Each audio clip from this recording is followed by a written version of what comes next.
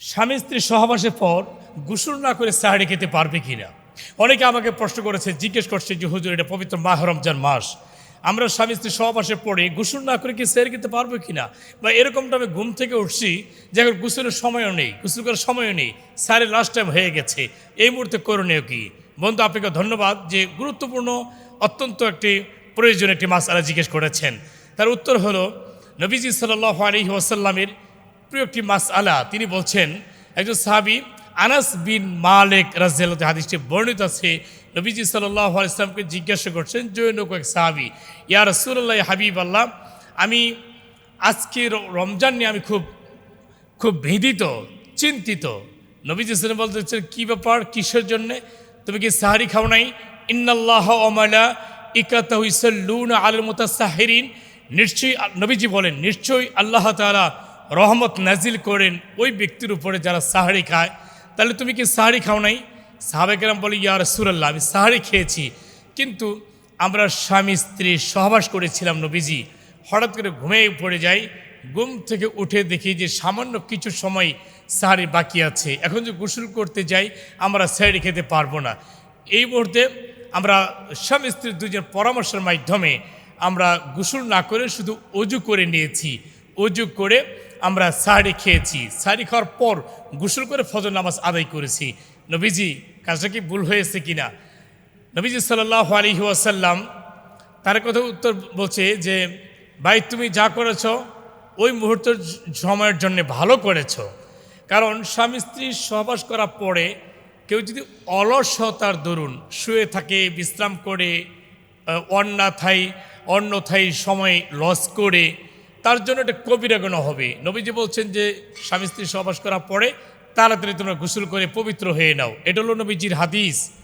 এখন কেউ এমনিও, তারপরে হচ্ছে যে মাহে রমজান মাস, এখন রমজান মাসে পরে এখানে কিছু রান্নাবান্নার পাক পবিত্র অবস্থায় রান্নাবান্নার ব্যাপার স্যাপার আছে, সাহারি খাওয়ার ব্যবস্থা আছে, সাহারি খাওয়ার লাস্ট টাইমের মধ্যে আর কোনো সময় থাকে না, ফজর নামাজের সময় হয়ে যায়, এই জন্য সহবাসের পরে তাড়াতাড়ি গোসল করে নেওয়া সবচেয়ে উত্তম, এটি নবীজির হুকুম। দ্বিতীয় কথা হচ্ছে মাসালায় ফতোয়ে আলমগীরি, ফতোয়ে রশিদিয়া, ফতোয়ে দেওবন্দ এবং বিভিন্ন ফতোয়াবিদ কিতাবের মধ্যে একটা মাসালা সকলেই একমত পোষণ করেছেন যে আপনি স্বামী স্ত্রী সহবাস করেছেন, এখন ঘুম থেকে উঠে দেখেন যে আর বেশিক্ষণ সময় নেই, সাহারির সময় প্রায় শেষ হয়ে গেছে, আমরা যদি এখন গোসল করে নিই তো সাহারি খাওয়ার সময় শেষ হয়ে যাবে। এই মুহূর্তে করণীয় হলো, সকল মুহাদ্দিসিন কিরাম, মুফাসসিরিন কিরাম একমত ব্যাখ্যা করেছেন যে তোমরা অজু করে নাও, দুজন স্বামী স্ত্রী অজু করে নিয়ে তোমরা বরকতের নিয়তে সাহারি খেয়ে নাও, সাহারি খাওয়া শেষ হইলে তোমরা গোসল করে পাক পবিত্র হয়ে ফজর নামাজ তোমরা আদায় করো। এটা সকল মাসলা নবীজি হাদিসের মধ্যে এই কথাটাই বলছেন। আবার কেউ যদি এই রমজান মাসে এই ইচ্ছাকৃতভাবে যদি স্বামী স্ত্রী সহবাস করার পরে সময় আছে, অলসতার ধরুন তিনি গোসল করতে বিলম্ব করলেন, দেরি করলেন, ইচ্ছাকৃতভাবে গোসল করলেন না, এটা আপনার কবিরা গুনাহ হবে। সকল মুহাদ্দিসিন কিরাম, মুফাসসিরিন কিরাম মতে একমত, আপনার কবিরা গুনাহ হবে। এই জন্য ভাই বোনেরা, এটা পবিত্র মাহে রমজান মাস, আপনি স্বামী স্ত্রী সহবাস করার পরে আপনি তাড়াতাড়ি গোসল করে নেবেন, পাক পবিত্র অবস্থা হয়ে নেবেন, তারপর আপনি এই রান্নাবান্না করে সাহারি খাওয়ার জন্য ব্যবস্থা করবেন। এখানে আরেকটি কথা, কিছু কিছু ভাই বোনদের মধ্যে দেখা যায় বা অনেকে আমাদেরকে প্রশ্ন করে থাকেন যে সারা রাত অত স্বামী স্ত্রী সহবাস করেছে, তো এটা শুধু রমজান মাসের জন্য না, মানে রমজান মাস ছাড়াও কথাটা বলতেছি, যে সারা তারা অপবিত্র অবস্থায় ছিলেন বা স্বামী স্ত্রী ব্যবহার করার পরে ঘুমিয়ে গেলেন, ঘুমে উঠিয়া এখন সকালবেলা সে অফিসে চলে যাবে, এখন করে কি ওই অপবিত্র অবস্থায় হাত ধোয়া নাই, মুখ ধোয়া নাই, ব্রাশ করা নাই, অজু নাই, গোসল নাই, এই অবস্থায় ম্যাডামকে রান্না কাজে সে প্রস্তুতি নিচ্ছেন বা রান্না ছড়াই দিচ্ছেন, হ্যাঁ, বা এই যে তুমি নাপাক অবস্থা, অপবিত্র অবস্থা যে রান্নার কাজে ধরলা, তরি তরকারি কুটলা বা চাল ধুয়ে তুমি রান্নাতে বসাই দিলা, এটা বরকতের খেলাপ, কারণ আপনি অপবিত্র, এটা বুঝতে হবে। কমপক্ষে যদি তোমার হাতে সময় না থাকে, নবীজি বলছেন তুমি উত্তমভাবে তুমি অজু করে নাও, উত্তমভাবে অজু করে মোটামুটি ভালোভাবে পাক পবিত্র হয়ে পাক সাফ হয়ে তারপর তুমি রান্নার কাজ করতে যেও।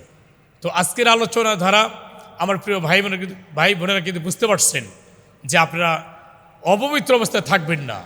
হ্যাঁ, স্বামী স্ত্রী সহবাস করা তো আল্লাহর বৈধতা একটা বিষয়, বৈধ একটা জিনিস, কিন্তু এই বৈধ কাজের সাথে তো কিছু নবীজির বিধান রয়েছে যে স্ত্রীর সহবাস করা পরে তোমরা সাথে সাথে গোসল করে নিবে, পাকসাপ করে নিবে, পবিত্র হয়ে নেবে। আল্লাহ পাক কোরআন পাকের মধ্যে বলছেন, নিসাউকুম হারসুল্লাকুম ফাআতু হারসাকুম আন্না শিইতুম ওয়াকদ্দিমু লিআনফুসিকুম ওয়াত্তাকুল্লাহা ওয়া'লামু আন্নাকুম মুলাকুহু ওয়াবাশশিরিল মুমিনিন।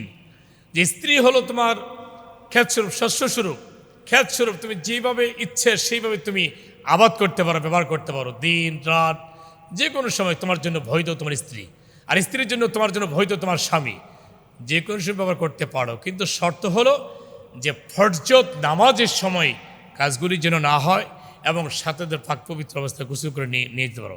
হাদিসের মধ্যে নবীজি বলছেন, আত্মহুরু শাত্রুল ঈমান, পবিত্রতা হচ্ছে ঈমানের একটা অর্ধেক, ঈমানের অংশ।